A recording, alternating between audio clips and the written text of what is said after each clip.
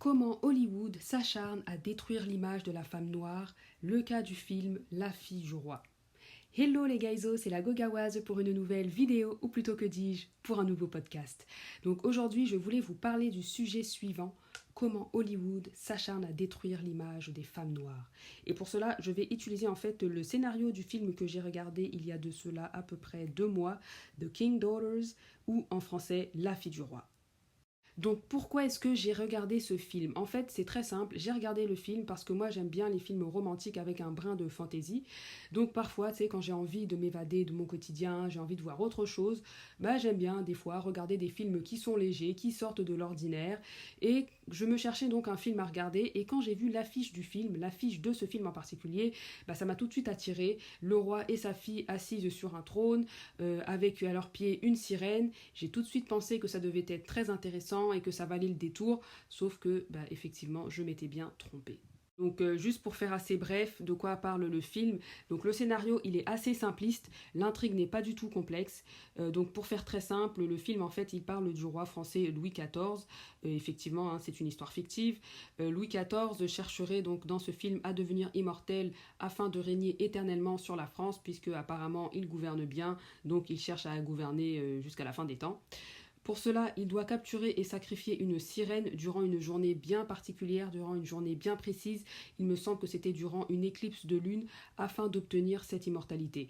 Sauf qu'entre-temps, sa fille qui avait grandi dans un couvent chez les religieuses, sa fille donc qui est devenue adulte, elle quitte le couvent et vient s'installer chez son père au palais de Versailles.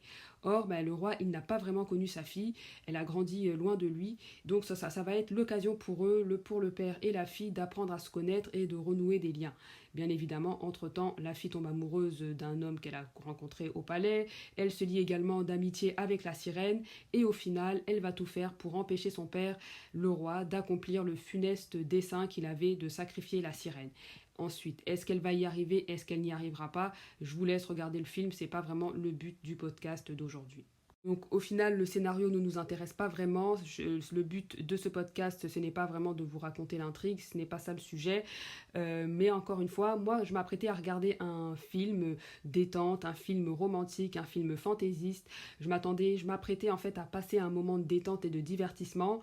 Et quelle ne fut ma surprise, il fallait absolument que Hollywood, un sacré Hollywood, nous montre encore un stéréotype de femme noire dont on veut se détacher. Un stéréotype de femme noire qu'on ne veut absolument plus voir, et je m'explique.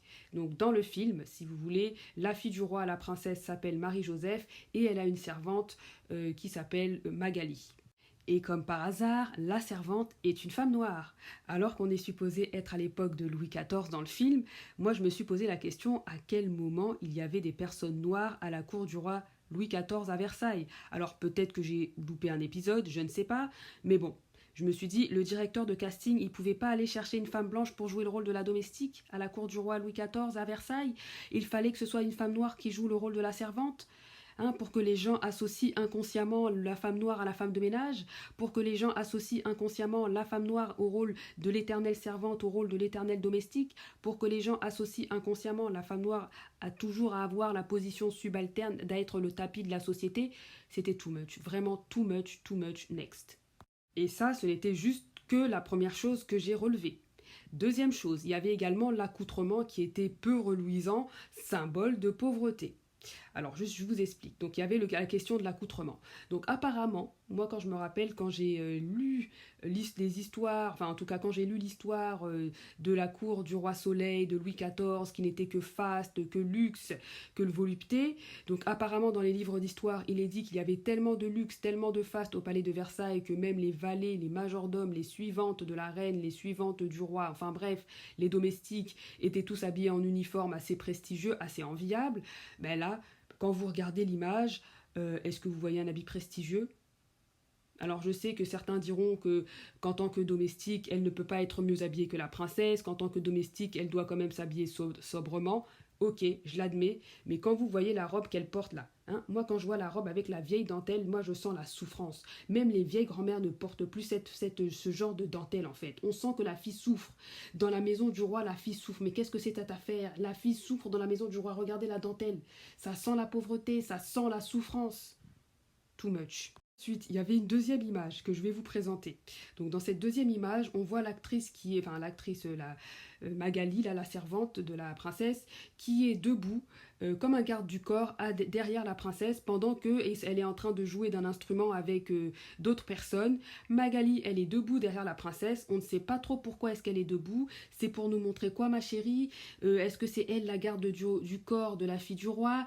Est-ce que avec tous les gaillards qui sont assis là, vous voyez les grands gaillards là, est-ce que c'est elle qui va les protéger? Enfin, je sais pas, c'est elle qui va protéger la princesse alors que tous les gaillards sont assis. Vous allez me dire, oui, mais ils sont en train de jouer d'un instrument. Ok, mais qu'est-ce qu'elle fait là, elle, debout?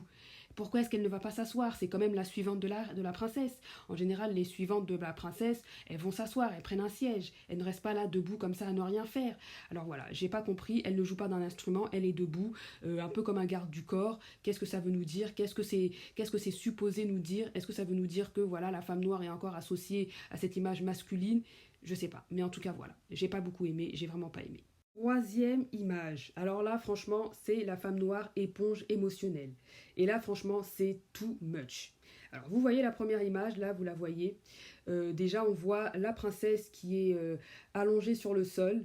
Donc, elle est un peu dans une position prostrée. Donc, juste pour vous expliquer un petit peu le contexte. Dans le fond, pourquoi est-ce qu'elle est allongée sur le sol? Pourquoi est-ce qu'elle est triste? Pourquoi est-ce qu'elle est prostrée sur le sol, hein? C'est tout en poésie, hein, regardez l'image. C'est du lyrisme. Lyrisme, c'est totalement tout en poésie. En fait, qu'est-ce qui s'est passé? C'est que la princesse, comme je vous l'ai dit, elle est tombée amoureuse d'un gars, et le gars, il me semble qu'il n'a pas vraiment de statut social, et le roi refuse qu'elle épouse ce type-là, il lui a réservé quelqu'un d'autre, il l'a promise à quelqu'un d'autre qui a un meilleur statut, et voilà, la princesse n'est pas d'accord, donc elle pleure, elle est effondrée sur le sol. Et là, regardez au fond, la petite fille noire, la petite servante qui est là en train de courir, elle court pour aller secourir sa princesse, pour aller secourir Marie-Joseph. Et regardez la deuxième image. La deuxième image, on a Marie-Joseph, la princesse, qui n'a aucun problème, hein. Déjà, regardez l'environnement. L'environnement est tout en luxe, hein, tout en faste, tout en beauté. Regardez les dorures, regardez les tableaux, regardez les lustres. Marie-Joseph, dans une belle robe, hein, avec de la belle dentelle, est en train de pleurer alors qu'elle n'a aucun problème, hein. La vérité, le problème de cœur, oui, c'est un problème, mais c'est pas non plus ça qui va l'empêcher de manger, c'est pas non plus ça qui va l'empêcher de toucher son héritage à la fin de l'année.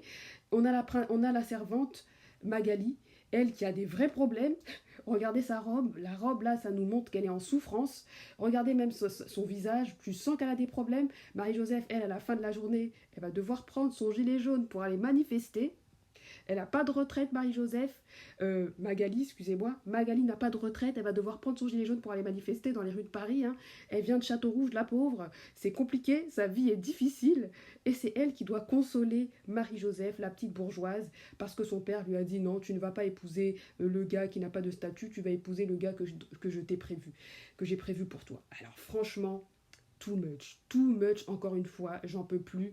Femme noire, éponge émotionnelle, la femme noire qui va se sacrifier, qui va sacrifier ses propres intérêts, elle-même elle a ses propres problèmes, vous la voyez vous-même, ses propres problèmes la pauvre, mais elle va les mettre de côté pour ensuite aller consoler, pour aller réconforter, pour aller apporter du soutien à cette jeune femme qui, elle, n'a aucun problème, cette jeune femme qui va hériter de tout un royaume, qui a, comme vous le pouvez voir, qui vit déjà dans un environnement de luxe, de faste, de confort absolu.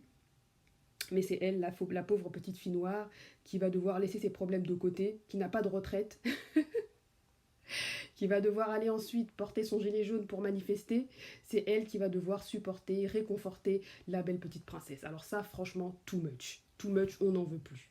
Et enfin, on a également la femme noire, l'image de la femme noire éternelle célibataire.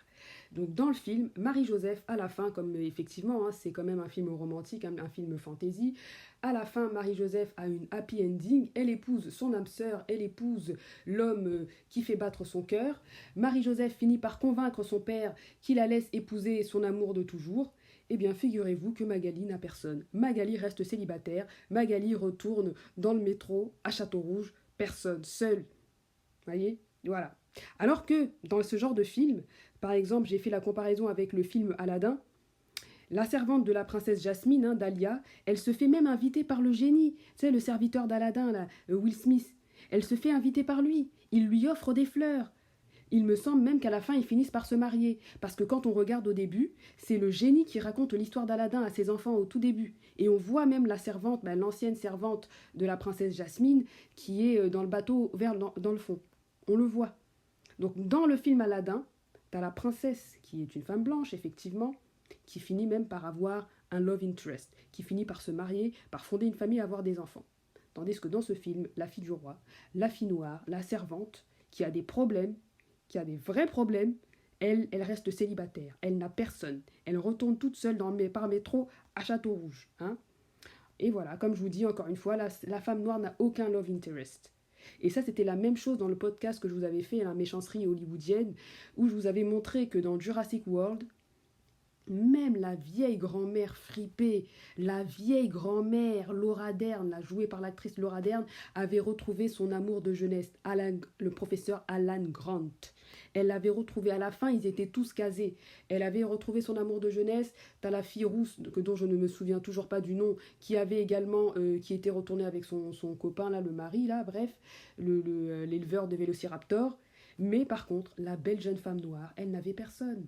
Elle n'a même pas eu une invitation au resto, elle n'a même pas eu un semblant de black love, elle n'a même pas eu un clin d'œil, elle n'a même pas eu un je t'invite, quel est votre numéro, c'est quoi ton 06 ?» Elle n'a rien eu, juste un avion. Too much. Donc effectivement, le but de ce podcast, ce n'est pas non plus de se plaindre, mais c'est vraiment aussi de tordre le cou aux préjugés, parce qu'il y en a marre. Comment éviter de tomber dans ces clichés quand on est une femme noire? Donc déjà, il faut savoir la première chose, first thing first, il faut savoir que la représentation, ça compte. À force de toujours voir ce genre de stéréotypes négatifs, à force de toujours voir des modèles clichés de femmes noires qui ne réussissent pas, de femmes noires éponges émotionnelles, de femmes noires éternelles célibataires, de femmes noires en position subalterne, ça risque de s'imprimer dans votre subconscient. Et si jamais votre subconscient l'imprime, ça va influencer votre comportement, ça va influencer vos attitudes. Donc déjà, lorsque vous voyez ce genre de choses, lorsque vous voyez ce genre d'images, lorsque vous voyez ce genre de représentations qui sont vraiment hautement négatives, il faut refuser ces exemples. Il faut refuser que ces exemples, ça s'applique à votre vie. Il faut refuser que ces exemples soient votre destin. Un peu comme à l'église, là, quand on fait les réunions de prière, là, les réunions d'intercession, je prends possession de ma destinée, je brise les liens qui m'enchaînent au passé. Il faut faire la même chose. C'est vrai que c'est rigolo, là, des fois on regarde, là, ça a l'air d'être drôle, mais c'est la vérité. Il faut que dans votre esprit, vous refusez ce genre de choses. Vous ne devez pas vous accepter de vous conformer à ces modèles qui sont dégradants. Ça, c'est la première des choses. Deuxième des choses, il faut pas non plus être la bonne copine qui, pour se faire accepter du groupe, elle va tout accepter, elle va tout faire, elle va devenir la servante de tout le monde, elle va commencer à rendre des services, c'est elle qui va être là pour tout le monde, qui va être la confidente, on va l'appeler à 2h du matin, non, viens me chercher, viens m'aider, etc. Et ensuite, elle n'a aucun soutien en retour. La vraie amitié, il faut toujours le savoir, la vraie amitié, elle est réciproque. Si c'est toujours toi qui donnes, et qui ne reçoit rien en retour, tu pars. T'es pas né pour servir quelqu'un. Ta maman ne t'a pas accouché. Les 9 mois de quelqu'un, là, c'est pas pour devenir l'esclave de quelqu'un. C'est pas pour devenir la Tinda de quelqu'un. Donc ça, c'est une deuxième chose très importante. Troisième chose, tu mises sur ton apparence, tu mises sur ta féminité. Tu ne te laisses pas aller, tu prends soin de toi, tu fais ce qu'il faut. Si tu dois maigrir, si tu dois faire un régime ou peu importe, tu fais ce qu'il faut. Tu mises sur ta féminité, tu mises sur ton apparence. Tu es une femme, faut pas l'oublier. Quatrième chose, tu refuses d'adopter des postures, des attitudes masculines, surtout quand ce n'est pas dans ton intérêt, quand ce n'est pas à ton avantage. Tu vas pas faire comme les filles là qu'on avait entendues dernièrement là en France, toujours en France, je ne sais pas pourquoi ce pays, qui sont allées se battre comme des bonhommes sur l'autoroute pour défendre les intérêts d'autres femmes. Tu fais pas ça. Tu vas agir comme Lady Danbury, tu iras te battre, entre guillemets, autour d'une tasse de thé. Tu vas te battre dans un bal de débutant ou dans un bal de fin d'année. Et tes armes, ça va être ta garde-robe stylée, ça va être ta coiffure du futur, ça va être ton make-up parfait. C'est ça tes armes. Tu vas laisser les démonstrations de force physique, là tu laisses ça aux hommes. Et enfin, dernière chose, cinquième chose et la dernière, tu vas investir dans le love. Si tu sais que tu veux aimer, si tu sais que toi, tu veux te marier, tu veux fonder une famille, tu veux avoir des enfants, etc., tu vas faire ce qu'il faut. Si tu dois prendre un coaching, tu vas prendre un coaching. Si tu dois aller en thérapie, tu vas en thérapie. Tu vas utiliser les stratégies qu'il faut pour te mettre en couple, pour te marier et surtout avec ta meilleure option. Parce que ce n'est pas seulement de se marier, il faut se marier avec la bonne personne, avec sa meilleure option. Voilà, C'est ce que j'avais à dire par rapport à ce podcast, comment Hollywood s'acharne à détruire l'image des femmes noires et comment vous aussi vous pouvez faire pour refuser ce genre de représentation dégradante dans votre vie, comment vous pouvez faire pour refuser que ces clichés, ces stéréotypes ne s'appliquent à vous, ne soient votre destin. Donc j'espère que vous avez aimé ce que je vous ai dit, j'espère que ça va vous aider également. Dites-moi ce que vous en pensez, commentez, partagez, likez et on se retrouve pour un prochain podcast. Bye.